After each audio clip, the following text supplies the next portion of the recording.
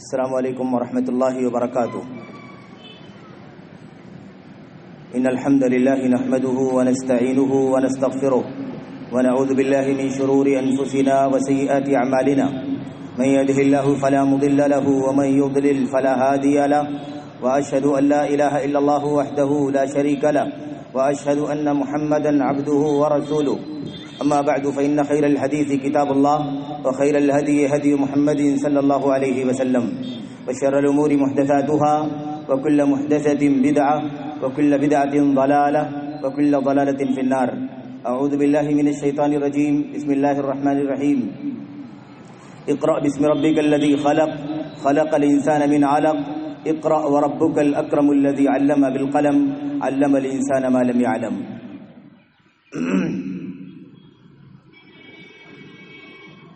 الصراط المستقیم کے قابل احترام مؤسس اور بانی اور اس کے مدیر، ہم سب کے بزرگ اور یہاں کی جمعیت کے ذمہ دار حضرت مولانا عبدالسلام صاحب، اور اسی طرح اسٹیج پر تشریف فرما قابل قدر محترم بزرگ مہمانان گرامی قدر اس بستی کے تمام تر علماء، فضلاء اور جمعیت اہل حدیث صوبائی جمعیت اہل حدیث کرناٹکا گوا کے قابل قدر عہدیداران، ذمہ داران، وہاں کے امیر، ناظم اور دیگر فاضل اراکین اور ایسے ہی علماء فضلاء جو آج کے اس اجلاس میں اور اس کانفرنس میں تشریف لائے ہیں. اسی طرح ہمارے تمام تر حاضرین، قابل احترام بھائیوں اور اسی طرح قابل احترام ماں اور بہنوں، عزیز بچوں، آج کے اس پروگرام میں مجھے جس عنوان کے تحت کچھ باتیں آپ حضرات کے سامنے رکھنی ہے وہ اللہ کے فضل و کرم سے، اس کی توفیق سے مدارس اسلامیہ، اسلامی مدارس، مکاتب اور اسلامی جامعات کی اسلام میں، اسلام کی تعلیم و تربیت میں، توحید اور سنت کی دعوت میں کیا اہمیت ہے، اس کی کیا ضرورت ہے، اور خصوصیت کے ساتھ ہمارے اس وطن عزیز ملک ہندوستان میں اس کی کیا اہمیت ہے، ضرورت ہے. اس حوالے سے میں انشاءاللہ تبارک و تعالی مختصر وقت میں کچھ باتیں آپ کے سامنے رکھنا چاہوں گا. اللہ سے دعا کرتا ہوں کہ اللہ تبارک و تعالی ان باتوں کو ہم سب کے لیے فائدہ مند بنائے، اور اللہ تبارک و تعالی ملت کے تمام طبقوں کو دینی مدارس اور مکاتب جامعات کی اہمیت کو سمجھنے کی توفیق عطا فرمائے. میرے بھائیوں، میرے بزرگوں، اللہ تبارک و تعالی نے ہمیں اور آپ کو اس دنیا میں اپنی بندگی کے لیے پیدا فرمایا ہے، اور اس بندگی کو سمجھانے کے لیے اللہ تبارک و تعالی نے اپنے انبیاء علیہ السلام کو دنیا میں بھیجا. اللہ تبارک و تعالی نے اپنی طرف سے وہ کتابیں بھی اتاری جن کتابوں میں اللہ تبارک و تعالی کی مرضی اور اس کی پسند کی تعلیمات کیا ہیں، اس کی رہنمائی امت کو اور اللہ کے بندوں کو مل جائے.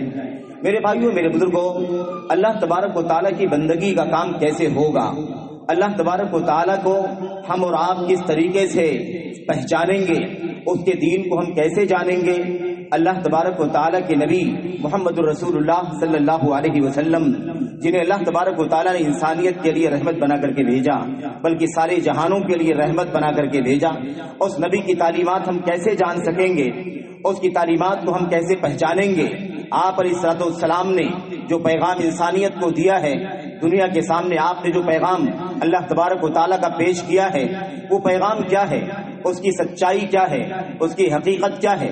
ظاہر ہے کہ یہ پیغام قیامت تک کے لیے پیغام ہے، اور ساری انسانیت کے لیے اللہ تبارک و تعالیٰ کا یہ آخری پیغام ہے. یعنی اللہ تبارک و تعالیٰ کا یہ فائنل اور آخری میسج ہے. یہ ساری انسانیت تک پہنچانا اور اس کے مطابق ساری دنیا کو عمل کرنا ضروری ہے. یہ اصل میں ہماری ذمہ داری ہے. اس امت کو اللہ تبارک و تعالیٰ نے اسی لیے دنیا میں بھیجا ہے تاکہ اس امت کے لوگ اللہ تبارک و تعالیٰ کی کتاب کا علم حاصل کریں، اس کے نبی محمد الرسول اللہ صلی اللہ علیہ وسلم کی سنت کا علم حاصل کریں، اللہ کے نبی علیہ السلام کی سیرت کو سمجھیں، آپ علیہ السلام کی لائف کو اور آپ کی زندگی کو ہم اچھی طرح سے پڑھیں اور اس کے مطابق خود زندگی گزاریں، اور پوری انسانیت تک اللہ کے نبی علیہ السلام کی سنت اور سیرت کا یہ پیغام پہنچائیں. اسی لیے ہمیں اور آپ کو یعنی امت محمد صلی اللہ علیہ وسلم کو اللہ تبارک و تعالی نے دنیا میں بپا کیا ہے. ہم اس پیغام کو اچھی طرح سے جانتے ہیں.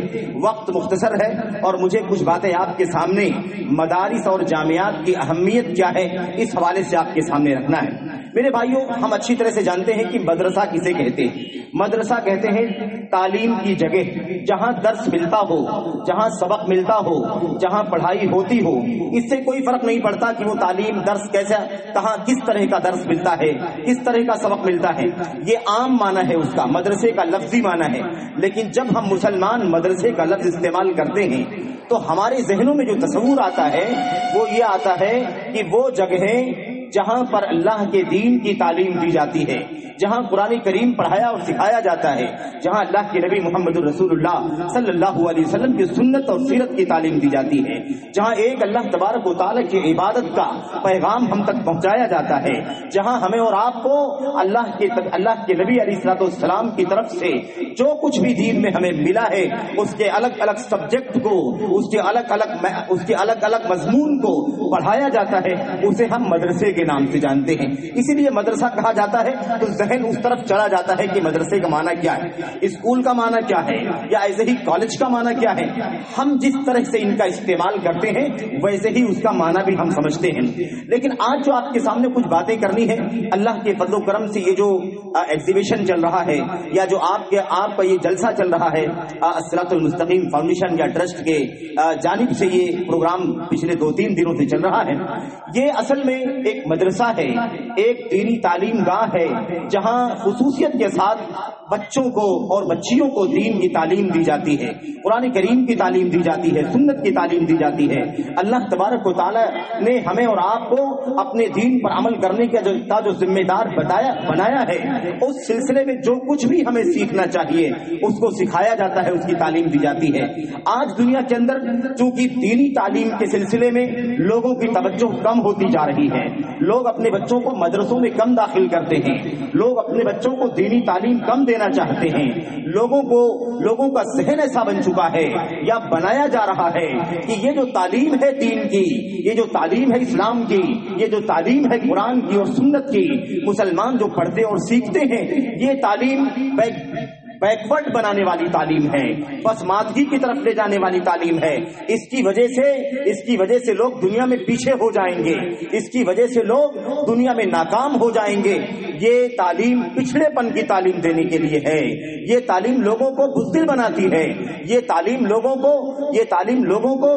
لوگوں کو جس مقام پر لا کر چھوڑتی ہے وہاں انسان کو کامیابی نہیں مل سکتی۔ انسان کامیاب ہونا چاہتا ہے تو اسے چاہیے کہ کالج کی تعلیم حاصل کرے، دنیا کی ڈگریاں حاصل کرے، بڑی بڑی یونیورسٹیوں میں جا کر کے اچھی تعلیم حاصل کرے۔ دنیوی اعتبار سے یہ لوگوں کی سوچ بن چکی ہے۔ میرے بھائیوں، میں آپ کو ایک بات بتا دینا چاہتا ہوں، آپ سمجھ لیں اس بات کو کہ ہم دنیا کا کوئی بھی علم حاصل کریں، کوئی بھی سبجیکٹ پڑھیں اور سیکھیں، کسی بھی طرح کی دنیاوی علوم کے سلسلے میں ہم توجہ دیں، اگر وہ اللہ کے دین سے ہمیں دور نہیں کرتا ہے، اگر ہمیں اللہ کی توحید سے دور نہیں کرتا، ہمیں اللہ تبارک و تعالیٰ کے دین سے برگشتہ نہیں کرتا ہے، ہمیں کفر کی طرف نہیں لے جاتا، ہمیں بے دینی کی طرف نہیں لے جاتا، تو کوئی حرج کی بات نہیں ہے کہ ہم دنیا کی تعلیم حاصل کریں، دل کھول کر کے حاصل کریں، کوئی پابندی نہیں ہے الحمدللہ، بلکہ اس کی گنجائش ہے، اس کی ترغیب ہے، اور اگر ضرورت پڑے تو یہ چیز واجب اور فرض بھی ہو سکتی ہے، اس میں کوئی حرج کی بات نہیں ہے۔ لیکن یہ بات ذہن میں رہنی چاہیے کہ سب سے پہلا علم جو ہمارے پاس ہونا چاہیے وہ ہمیں اپنے خالق و مالک کا علم ہونا چاہیے، اپنے معبود حقیقی کا علم ہونا چاہیے، وہ علم، وہ نالج، وہ ایجوکیشن ہونا چاہیے جس کے ذریعے سے ہم اپنے اللہ کو پہچان سکیں، اپنے دین کو پہچان سکیں، اپنے نبی محمد الرسول اللہ صلی اللہ علیہ وسلم کی سیرت اور آپ کی تعلیمات کو سیکھ سکیں۔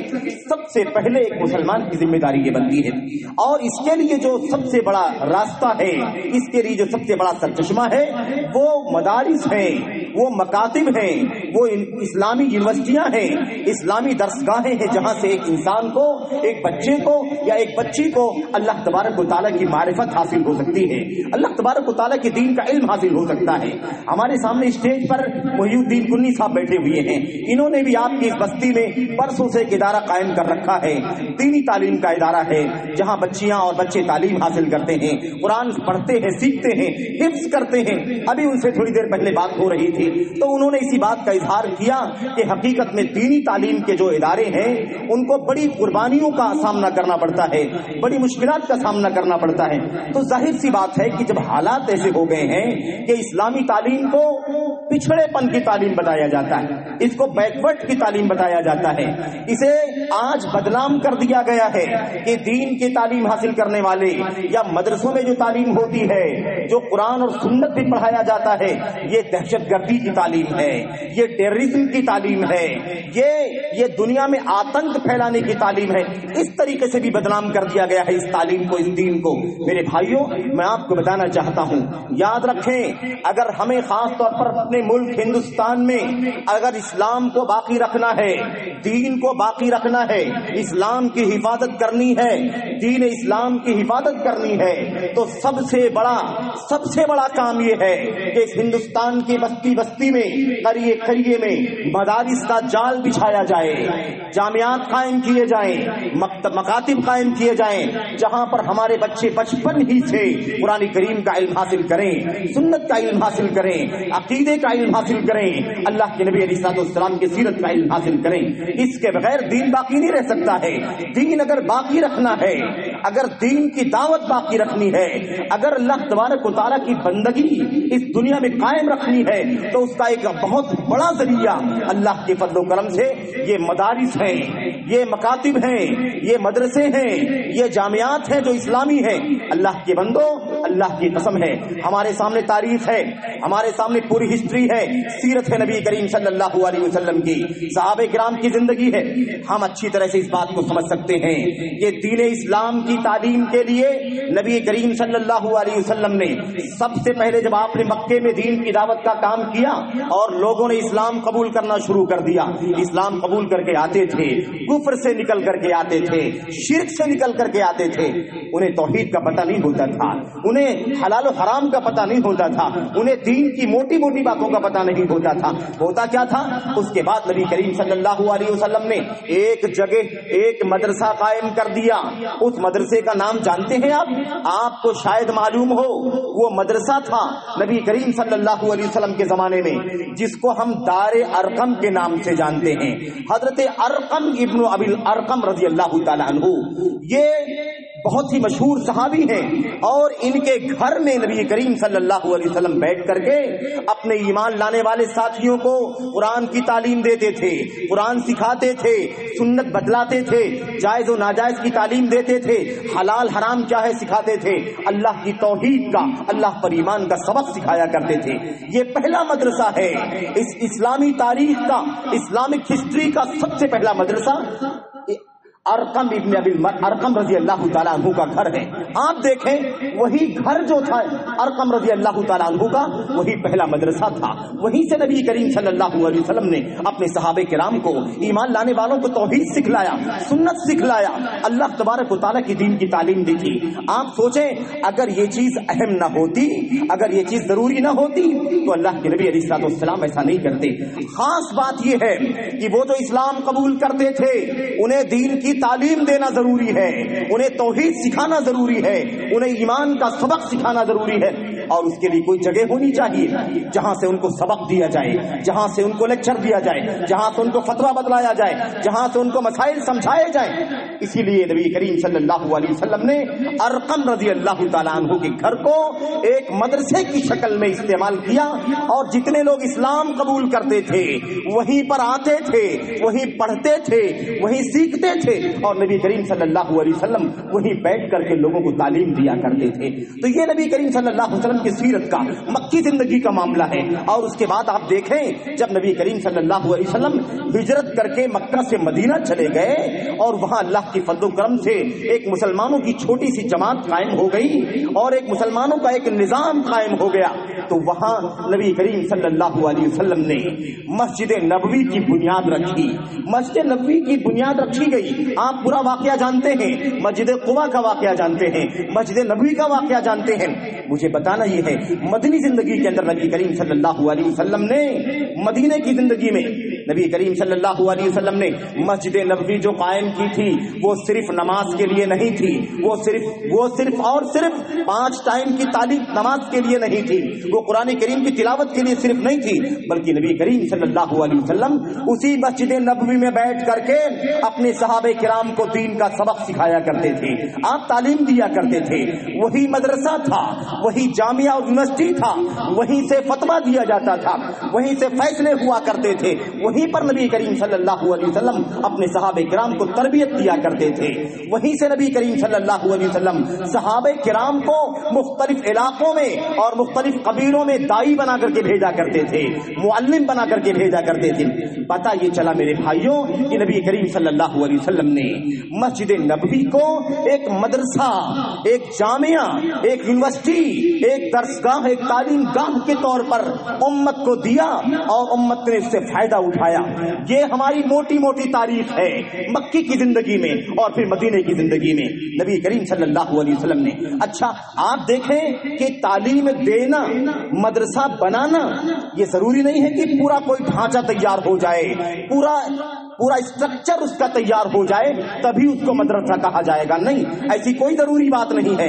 ہو تو اچھی بات ہے اور نہیں ہو تو بھی انشاءاللہ تبارک و تعالی اللہ تبارک و تعالی کی دین کی تعلیم کے لیے جو بھی سیٹ اپ بنایا جائے گا اس کو مدرسے کا نام دیا جائے گا۔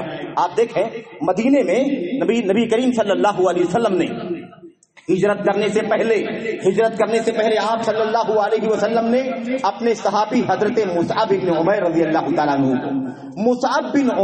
اللہ تعالیٰ عنہ کو مدینہ جس کا نام یثرب تھا اس علاقے میں نبی کریم صلی اللہ علیہ وسلم نے ایک معلم بنا کر کے، ایک استاذ بنا کر کے، ایک ٹیوٹر بنا کر کے ان کو بھیج دیا تھا۔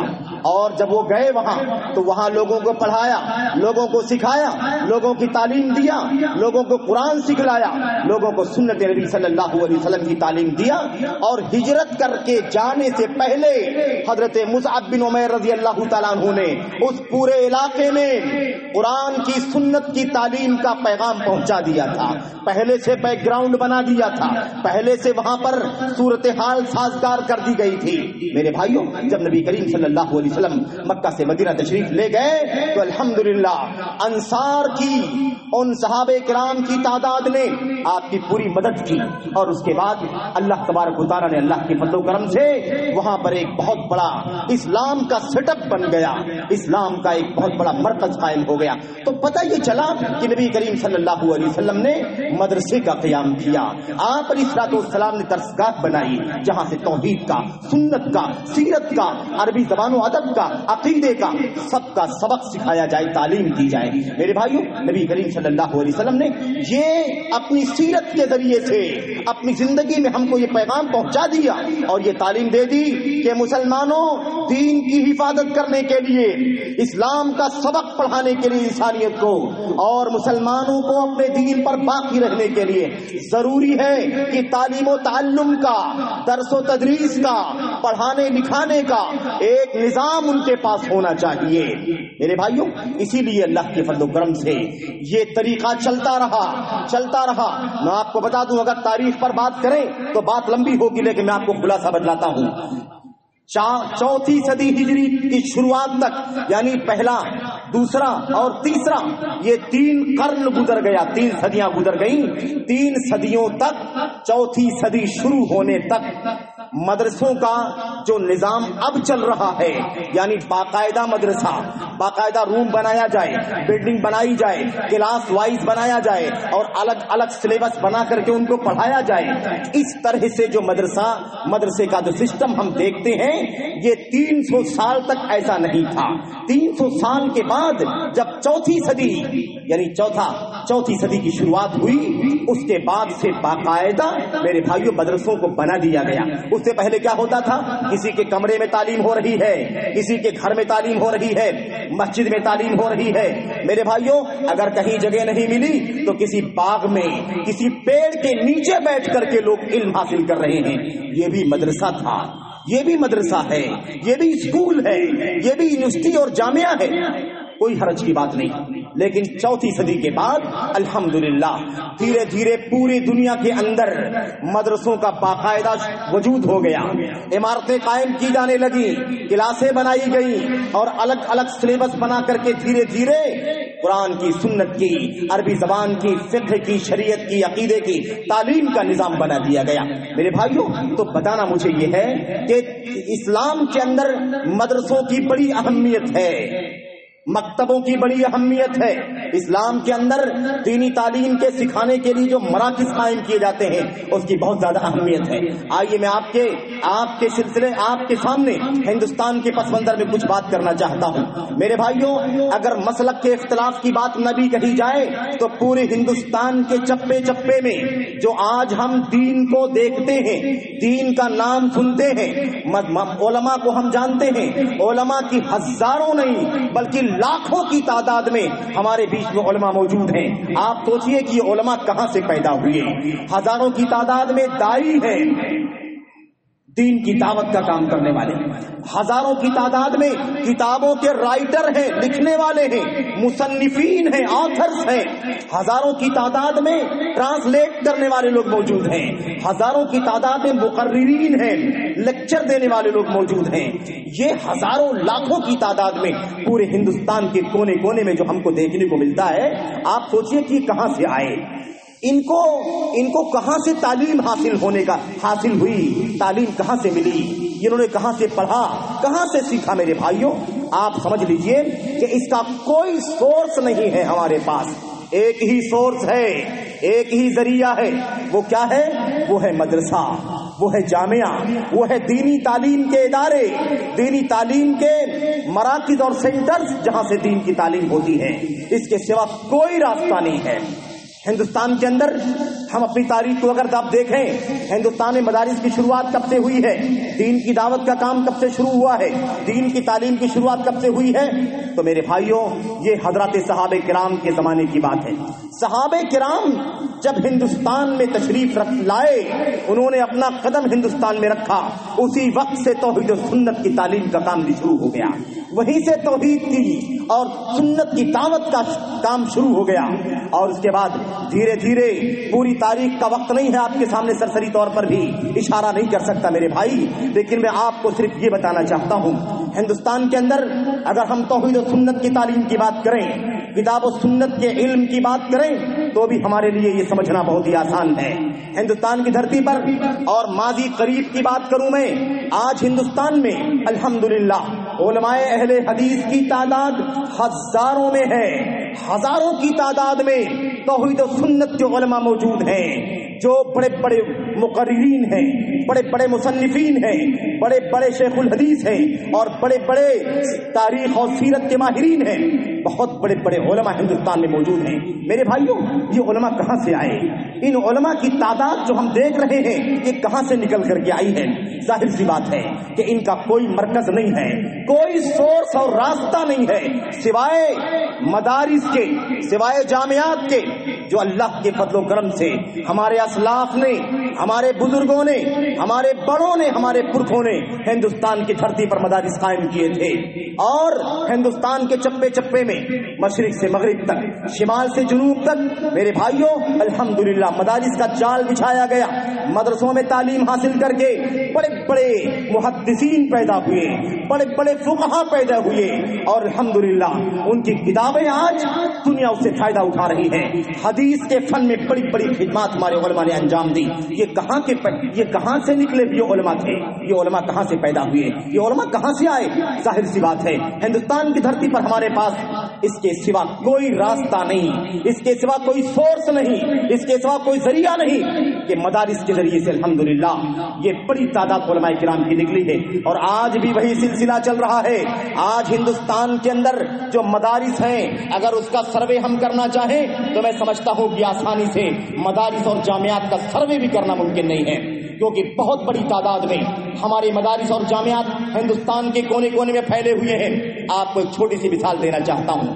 آج ہمارے سامنے جو بڑے بڑے علماء ہیں، اور جو بہت بڑی تعداد علماء کی دنیا سے رخصت ہو چکی ہے ہندوستان کی دھرتی پر، اور ملک کی راجدھانی دہلی کے دارالسلطنت میں جو دارالحدیث رحمانیہ کے نام سے ہمارے چند بزرگوں نے، چند تجار نے، دولت مندوں نے پورے اخلاص کے ساتھ جو ادارہ قائم کیا تھا، جو بدقسمتی سے تقسیم ہند و پاک کی نظر ہو گیا، اس آفت کی نظر ہو گیا، میرے بھائیوں وہاں سے ایسے بڑے بڑے اساتین پیدا ہوئے، علم کے سمندر پیدا ہوئے، ایسے بڑے بڑے علماء اور محدثین پیدا ہوئے جن کی کتابوں سے آج پوری دنیا فائدہ اٹھا رہی ہے۔ میرے بھائی یہ تو ہو گئی بات تعلیم کی، تدریس کی، لیکن میں آپ کے سامنے دعوت کی بات کرنا چاہتا ہوں، یعنی عوامی دعوت، عوام کے سامنے توحید کا پیغام پہنچانے کی بات، سنت کا پیغام پہنچانے کی بات، اور تقلید و جمود اور گمراہیوں سے لوگوں کو دور کرنے کی جو بات ہے، اس حوالے سے بھی جتنا بھی کارنامہ ہمیں دیکھنے کو ملتا ہے، جتنا بھی کارنامہ، وہ سارے کارنامے اللہ کے فضل و کرم سے مدارس اور جامعات کی مرہون منت ہیں۔ یہ مدارس نہ ہوتے، یہ ہندوستان میں ہمارے کتاب و سنت کی تعلیم دینے والے جامعات نہ ہوتے، تو یہ بڑی تعداد علماء کرام کی جو ہم کو دیکھنے کو ملتی ہے، ماضی میں بھی تھے، وفات پا گئے، اور آج بھی بڑی تعداد میں ہمارے بزرگ علماء موجود ہیں، اور بڑی تعداد میں، ہزاروں کی تعداد میں آج ہمارے نوجوان اور بچے الحمدللہ تعلیم حاصل کر رہے ہیں، اور دنیا کے گوشے گوشے میں پھیل کر کے توحید و سنت کا پیغام عام کر رہے ہیں۔ یہ سب کس چیز کا نتیجہ ہے؟ انہی مدارس کا، انہی جامعات کا، جہاں مسجد مدرسوں میں بیٹھ کر کے بغیر پنکھے کے ٹوٹی چٹائیوں پر، کونی اور بوریوں پر، ٹاٹ پر بیٹھ کر کے ہمارے بزرگوں نے، بڑوں نے کتاب و سنت کی تعلیم حاصل کی ہے، اور پورے جذبے کے ساتھ، پوری للہیت کے ساتھ، پورے اخلاص کے ساتھ الحمدللہ اس کی تعلیم و تربیت کا بھی کام کیا ہے، اور اس کی دعوت و ارشاد کا بھی کام کیا ہے۔ یہ سارا کہاں سے ہے؟ مدارس۔ دنیا کی کوئی طاقت مدارس کی اہمیت کا انکار نہیں کر سکتی۔ مدارس کے بغیر یہ دین باقی نہیں رکھ سکتا ہے، اسلام کا پیغام قائم نہیں رہ سکتا ہے۔ اگر حفاظت کرنا چاہتے ہو اسلام کی، حفاظت کرنا چاہتے ہو دین کی، حفاظت کرنا چاہتے ہو توحید و سنت کی اور توحید و سنت پر عمل کرنے والوں کی، تو میرے بھائیو اس کے لیے آپ کو مدارس کی حفاظت کرنی ہوگی۔ اور مدارس کی حفاظت کا مطلب یہ نہیں ہے کہ آپ اس کے صرف در و دیوار کی حفاظت کریں، در و دیوار کی حفاظت تو کریں ہی، لیکن مانوی حفاظت کرنا ضروری ہے۔ حفاظت کیسے ہوگی مانوی طور پر؟ آپ اپنے بچوں کو دین کی تعلیم دیں، اپنے بچوں کو مدارس میں بھیجیں، اپنے بچوں کو حفاظ بنائیں، اپنے بچوں کو علماء بنائیں، اپنے بچوں کو فاضل بنائیں، اپنے بچوں کو محدث اور مفسر بنائیں، اور یاد رکھیں قربانی کے بغیر، پریشانیوں کے بغیر اور آزمائشوں کے بغیر یہ سفر طے نہیں ہو سکتا ہے۔ ہمارے اسلاف کی تاریخ ہمارے سامنے ہے، اگر ہم بات کریں تو میرے بھائیوں آنکھوں سے آنسو جاری ہو جائیں گے۔ کیسے کیسے کارنامے، کیسی قربانیاں ہمارے اسلاف نے، ہمارے بزرگوں نے دی ہیں۔ بہرحال یہ مدرسے، یہ جامعات اسلام کے تحفظ کے لیے قلعہ ہیں، دین اور ایمان کی حفاظت کے لیے یہ قلعہ ہے، اللہ کے دین کی حفاظت کا سب سے بڑا سرمایہ ہے۔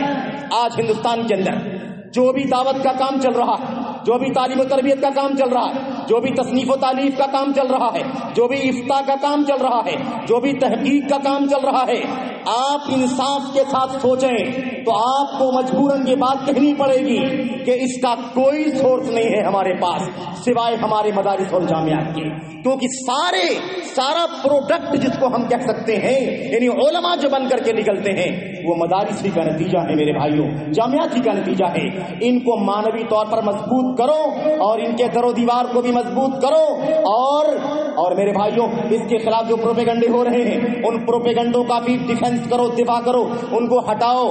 آج ان کو دہشت گردی کا اڈا کہا جاتا ہے، پروف کر کے دکھاؤ۔ الحمدللہ یہاں سے امن کی تعلیم دی جاتی ہے، یہاں سے آشتی کی تعلیم دی جاتی ہے، یہاں سے مار دھاڑ کا کوئی پیغام نہیں دیا جاتا۔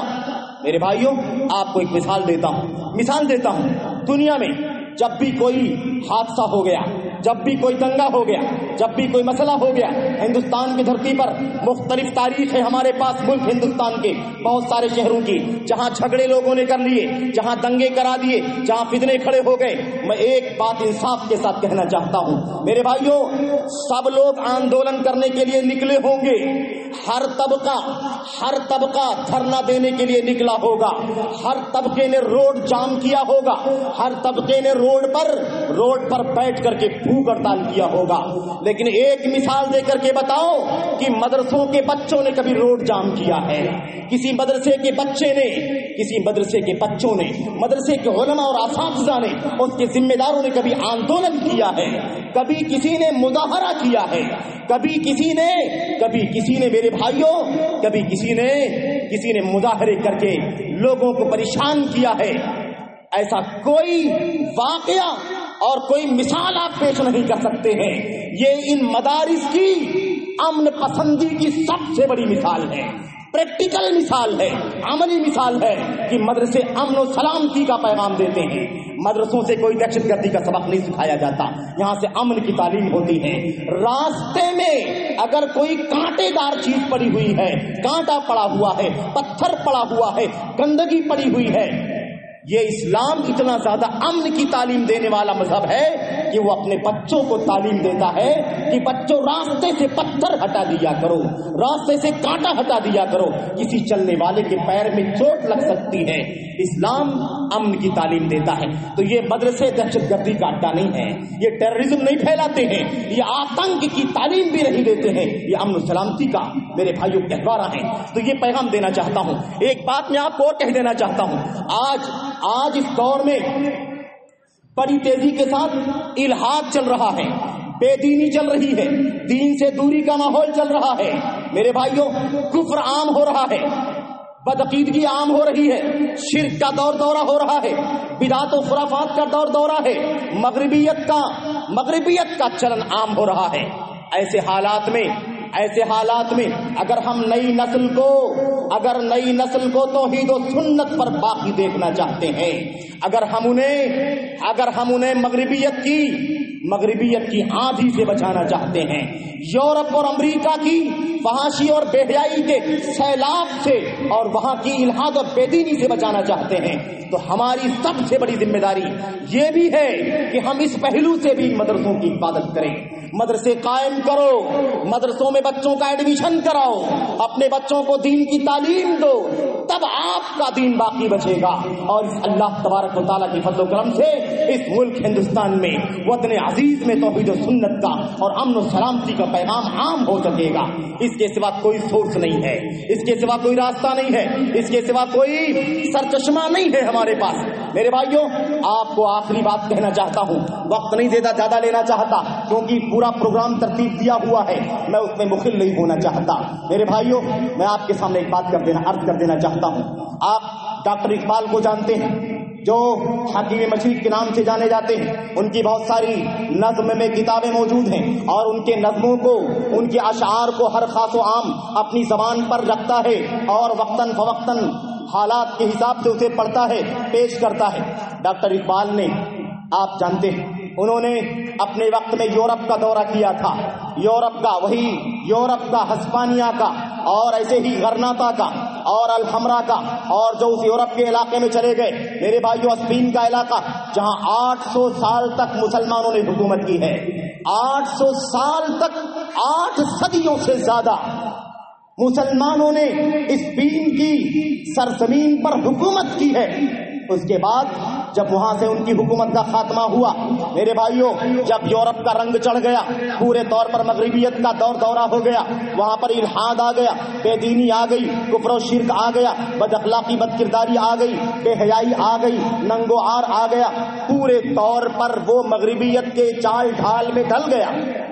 اس وقت تک ڈاکٹر اقبال نے یورپ کا سفر کیا، وہاں پر کچھ دنوں انہوں نے گزارا، اور وہاں سے جب کچھ دنوں گزارنے کے بعد واپس آئے، متحدہ ہندوستان کی بات میں کر رہا ہوں، جب یہ تقسیم نہیں ہوا تھا میرے بھائیوں، اس وقت انہوں نے آ کر کے جب مدرسوں میں داخل ہوئے اور مدرسے میں دیکھا کہ بچے ٹوٹی چٹائیوں پر بیٹھ کر کے قرآن یاد کر رہے ہیں، سنت پڑھ رہے ہیں، حدیثوں کا ترجمہ یاد کر رہے ہیں، اللہ کی توحید کا علم حاصل کر رہے ہیں، حلال و حرام کی تمیز سیکھ رہے ہیں، پردہ سیکھ رہی ہیں ہماری بیٹیاں، پردہ سیکھ رہی ہیں، حیا شرم کے آداب سیکھ رہی ہیں، کس کے سامنے جانا ہے، کس کے سامنے نہیں جانا ہے، باہر نکلنے کے آداب کیا ہیں، استیزان اجازت کے احکام کیا ہیں؟ جب یہ سب منظر انہوں نے ملک ہندوستان کے مدرسوں میں دیکھا کہ چھوٹی چھوٹی بچیاں، چھوٹے چھوٹے بچے مسجد میں بیٹھ کر کے، مدرسے میں بیٹھ کر کے کتاب و سنت کا علم حاصل کر رہے ہیں، تو انہوں نے اپنے سفر کی رودات پیش کرتے ہوئے کہا کہ اللہ کی قسم، ہندوستان کے مسلمانوں اپنے بچوں کو اسی طرح مدرسوں میں، مسجدوں میں تعلیم دیتے رہو، اسے نہیں چھوڑنا، مغرب کے دلدادہ نہیں ہونا، اس سے اپنا دل چھوٹا نہیں کرنا۔ اللہ کی قسم ہے، اگر تم نے اپنے بچوں کو مدرسوں میں تعلیم دینا بند کر دیا، تم نے مدرسوں کو بند کر دیا، مدرسوں میں تعلیم دینا چھوڑ دیا، مدرسے قائم کرنا چھوڑ دیا، تو اللہ کی قسم ہے اس ملک کا اور آپ کے بچوں کا بھی وہی برا حال ہونے والا ہے جو میں یورپ میں دیکھ کر کے آ رہا ہوں، جو میں نے اسپین میں دیکھا ہے، جو میں نے غرناطہ میں دیکھا ہے، جو میں نے الحمرا میں دیکھا ہے۔ وہ منظر جو میں نے دیکھا ہے، وہ بدترین حالت تمہاری بھی ہو جائے گی۔ اگر چاہتے ہو اپنے بچوں کو دین و ایمان پر ثابت قدم رکھنا، توحید پر باقی رکھنا، حیا اور حجاب میں اپنے بچوں کو دیکھنا چاہتے ہو، عزت و آبرو کی زندگی اپنے بچوں کو جلانا چاہتے ہو، تو اللہ کی قسم ہے ان مدرسوں کی قدر کرو۔ یہ ٹوٹی چٹائیاں، یہ ٹاٹ اور یہ کھردرے کھانے اور یہ گرم بستر اور یہ بغیر پنکھے کی زندگی، اس سے بالکل دل برداشت ہونے کی ضرورت نہیں ہے۔ یاد رکھو، یہ مدرسے دین کی حفاظت کا قلعہ ہے، اسلام کی حفاظت کا سرچشمہ ہے، اس کے بغیر دین باقی نہیں رہ سکتا ہے۔ میرے بھائیو، میرے بزرگوں، آج ہندوستان کے اندر جو گمراہی کے ماحول میں ہم جی رہے ہیں، ہر طرح کی گمراہی ہے، عقیدے سے لے کر، عبادات سے لے کر، منہج سے لے کر، فکر سے لے کر، اخلاق اور کردار کی بربادی سے لے کر، سب کچھ جو کچھ بھی ہم ملک ہندوستان میں دیکھتے ہیں، اگر اس کی اصلاح کا کوئی راستہ ہے، اگر اس کی سدھار کا کوئی راستہ ہے، تو صرف اور صرف میرے بھائیوں ایک راستہ ہے، وہ راستہ ہے مدرسوں کی تعلیم کا، مسجدوں کی تعلیم کا، وہ دین کی تعلیم کا راستہ ہے۔ چاہے وہ تعلیم و تربیت کے راستے سے ہو جائے اصلاح، یا دعوت و ارشاد کے راستے سے اصلاح ہو جائے، لیکن یاد رکھو، جو یہ دعوت دینے والے میدان میں آئیں گے، جو یہ تعلیم دینے والے ٹیچر میدان میں آئیں گے، جو ممبر پر کھڑے ہونے والے خطیب اور اسٹیج پر کھڑے ہو کر کے لیکچر دینے والے لیکچرار جو میدان میں آئیں گے، یہ جتنے بھی کیٹیگری کے لوگ پیدا ہوں گے، جتنے آتھر نکل کر کے آئیں گے، جتنے رائٹر پیدا ہوں گے، یہ سب کے سب کہاں سے پیدا ہوں گے؟ مدرسوں سے پیدا ہوں گے، جامعات سے پیدا ہوں گے، اسلامی یونیورسٹیوں سے پیدا ہوں گے، اس کے سوا کوئی اور سورس ہمارے پاس نہیں ہے۔ میرے بھائیوں، اس لیے یہ مدرسے، یہ جامعات، یہ تربیت گاہیں، یہ درس گاہیں، یہ ہماری حفاظت کا ذریعہ ہے۔ مستقبل بہت ہی خطرناک ہے، اگر اس کی حفاظت کرنا چاہتے ہو تو ابھی بھی پلٹو۔ بہت سارے لوگ آج بھی اپنے بچوں کو مدرسوں میں داخل نہیں کرتے۔ کیا سوچتے ہیں؟ وہ کہتے ہیں کیا مدرسے میں داخل کرنا، یہاں بچہ کیا پڑھے گا، یہاں سے پڑھ کے نکلے گا تو کیا ڈگری لے گا، دنیا میں کون سی اسے جاب ملے گی، اسے کون سی سروس ملے گی، اسے کون سا مقام ملے گا؟ کچھ بھی نہیں، اس کو وہی 5,000 10,000 15,000 20,000 کی نوکری ملے گی، اس کے سوا کچھ ملنے والا نہیں ہے۔ میرے بھائیوں، یاد رکھو اور اچھی طرح سے اس کو اپنے دل میں بٹھا لو، وہ زندگی جو توحید میں گزرے، وہ زندگی جو سنت کے مطابق گزرے، وہ زندگی جو دین کی حفاظت کے ساتھ گزرے، وہ الحاد و بے دینی کی زندگی جو لاکھوں روپے پا کے گزرے، اس سے لاکھ گنا بہتر ہے۔ یہ زندگی ایمان اور عقیدے کی زندگی، توحید کی زندگی ہے، یہ اللہ تبارک و تعالیٰ کی رضا کی زندگی ہے۔ اس لیے اپنے بچوں کو اگر چاہتے ہو تو دین کی تعلیم دو، مدرسوں میں داخل کرو۔ یہ مدرسے دین کا قلعہ ہے، اسلام کا قلعہ ہے، توحید سنت کا قلعہ ہے۔ میرے بھائیوں، میرے بزرگوں، میں آپ کے سامنے آخری بات کہہ کر کے بات ختم کرنا چاہتا ہوں۔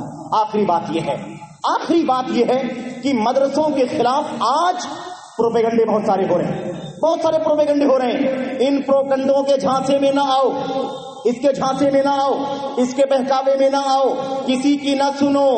یہ مدرسے اللہ کے کلام کی روشنی میں اس کا مقام سنو. اللہ تبارک و تعالیٰ کے کلام کی میں نے ایک جگہ سے ایک آیت کریمہ پڑھی. اللہ تبارک و تعالیٰ فرماتا ہے اقرأ باسم ربک الذی خلق خلق الانسان من علق اقرأ وربک الاکرم الذی علم بالقلم علم الانسان ما لم یعلم. ان 5 چھوٹی چھوٹی آیتوں میں جو نبی کریم صلی اللہ علیہ وسلم کے اوپر سب سے پہلی وحی کی شکل میں اتری تھی آیتیں, ان 5 چھوٹی آیتوں میں اللہ تبارک و تعالیٰ نے 2 مرتبہ پڑھنے کا حکم دیا ہے, 2 مرتبہ تعلیم حاصل کرنے کا حکم دیا ہے. اور وہ بھی کیسے؟ بسم ربک الذی خلق, اپنے اس رب کے نام سے پڑھو جس نے آپ کو پیدا کیا ہے.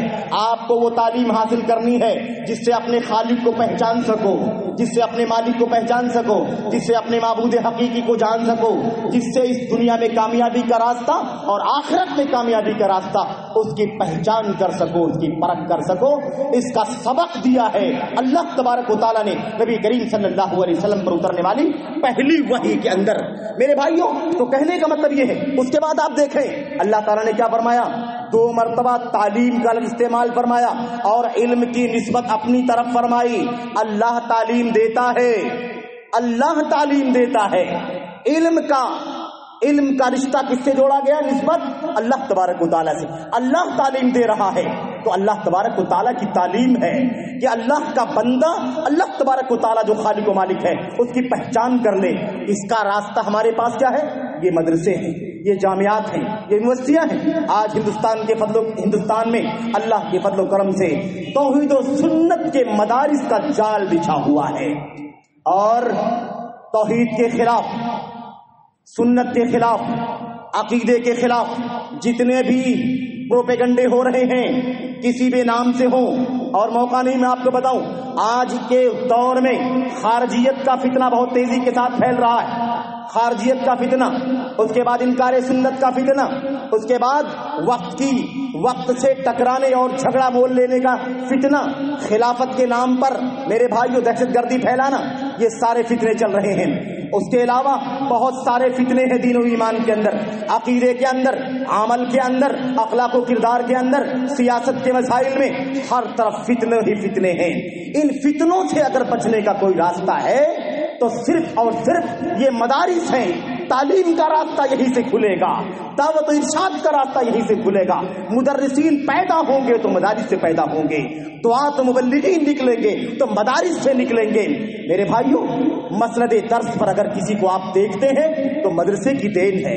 کسی مبلغ کو دیکھتے ہیں, کسی داعی کو آپ دیکھتے ہیں, کسی مصنف کو, مؤلف کو آپ دیکھتے ہیں, کسی رائٹر کو, محقق کو آپ دیکھتے ہیں, یاد رکھیں یہ اسی مدارس کا نتیجہ ہے, اسی مدارس کے نتیجے میں پیدا ہوئی ہے. میرے بھائیوں, میرے بزرگوں, اس لیے میں اصل بات جو کہنا چاہتا ہوں اس کا خلاصہ یہی ہے میرے بھائیوں کہ یہ دینی مدارس اسلام کا قلعہ ہے. اسلام کی حفاظت, عقیدے کی حفاظت, ایمان کی حفاظت, اسلامی تہذیب و کلچر کی حفاظت اگر ہم کرنا چاہتے ہیں تو ہمیں اپنے مدارس کی حفاظت کرنی ہوگی, جامعات کو سنبھالنا ہوگا. اور ہم نے بات کہہ دی ہے, صرف در و دیوار کی حفاظت نہیں, مانوی طور پر, خاص طور پر مانوی طور پر آپ کو اس کی حفاظت کرنی ہے. یعنی اپنے بچوں کو دین کی تعلیم سے آراستہ کرنا ہے, اپنے بچوں کو دین کا عالم بنانا ہے. تب جا کر کے رفتہ انشاءاللہ تبارک و تعالی پوری کی پوری بستی, پورا کا پورا علاقہ, پورا کا پورا صوبہ اور پورا ملک اور پوری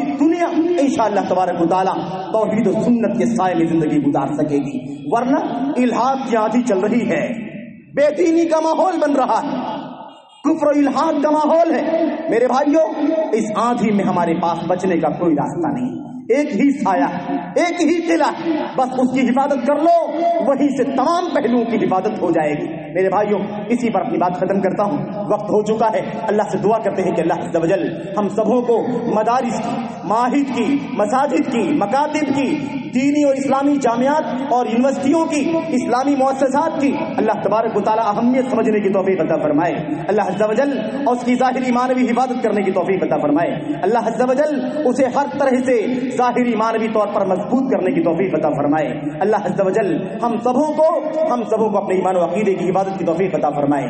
इल्हाद के माहौल में, बेदीनी के माहौल में, खारजियत और राफिदियत के माहौल में अल्लाह अज़्ज़ा वजल हमारे बच्चों की, हमारी माओ बहनों की, हमारे हर छोटे बड़े हर तबके की अल्लाह तबारक व तआला हिफाजत फरमाए और उन्हें खालिस तौहीद और सुन्नत पर कायम रहने की तौफीक अता फरमाए।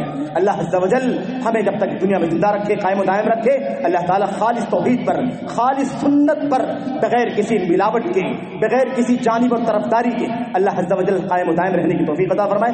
हमारी मौत, हमारा खात्मा हो तो ईमान पर हो, सुन्नत पर हो। अल्लाह अज़्ज़ा वजल हमें इसकी तौफीक अता फरमाए।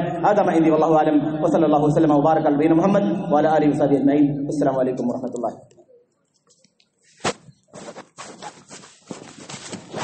माशाअल्लाह,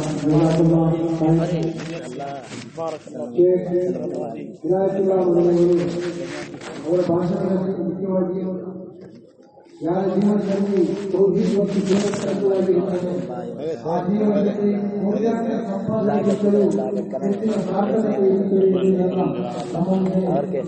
ಹೇಳ್ತಾರೆ. ಮಾತ್ರವಲ್ಲದೆ ದೀನಿ ಶಿಕ್ಷಣ ಸಂಸ್ಥೆ ಅಥವಾ ಮನೋಭಾವದಲ್ಲಿ ಸಾಂಸ್ಕೃತಿಕ ಕಾರ್ಯಕ್ರಮವಿರಬಹುದು. ಆದರೆ ನಿಜವಾದವನ್ನು ಬರುವಂತಹ ಧರಕು ಅದೇ ಆಗಿದೆ ಎನ್ನುವುದನ್ನು ಕೂಡ ನಮ್ಮ ಮುಂದೆ ವ್ಯಕ್ತಿ ಹೇಳಿದ್ದಾರೆ.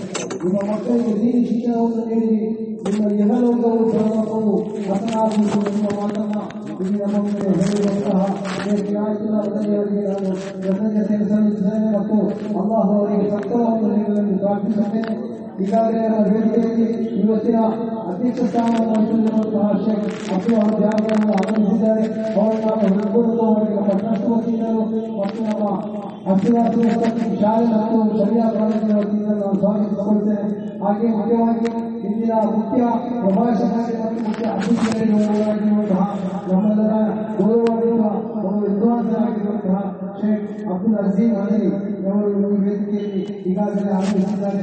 ಅವರನ್ನು ಕೂಡ ನಾನು ಟ್ರಸ್ಟ್ ಮತ್ತು ಅಸಿರಾಸಿ ಮುಸ್ತಕೀಮ್ ಇದರ ವಿದ್ಯಾರ್ಥಿಗಳ ಪರವಾಗಿಯೂ ಮತ್ತು ಎಲ್ಲ ಅಧ್ಯಾಪಕರು ಮತ್ತು ಅಧ್ಯಾಪಕ ವೃಂದದ ಪರವಾಗಿ ನಾನು ಸ್ವಾಗತಿಸಿಕೊಳ್ಳುತ್ತೇನೆ.